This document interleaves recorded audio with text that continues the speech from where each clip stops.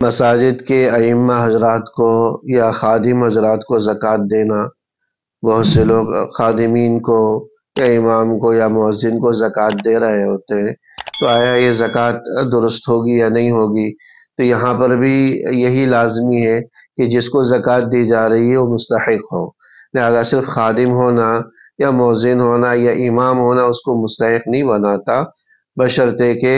باقاعدہ وہ مستحق ہو تو پھر زکوٰۃ دے سکیں گے، ورنہ صرف خادم ہونے کی وجہ سے یا امام اور مؤذن ہونے کی وجہ سے وہ مستحق زکوٰۃ نہیں بنیں گے۔ تو بہت سے لوگ اندھادھند زکوٰۃ دے دیتے ہیں، اولاً تحقیق کرنی چاہیے ان سے پوچھ کر کہ آپ مستحق زکوٰۃ ہے یا نہیں۔ اگر مستحق زکوٰۃ ہے تو پھر ان کو زکوٰۃ دی جا سکے گی،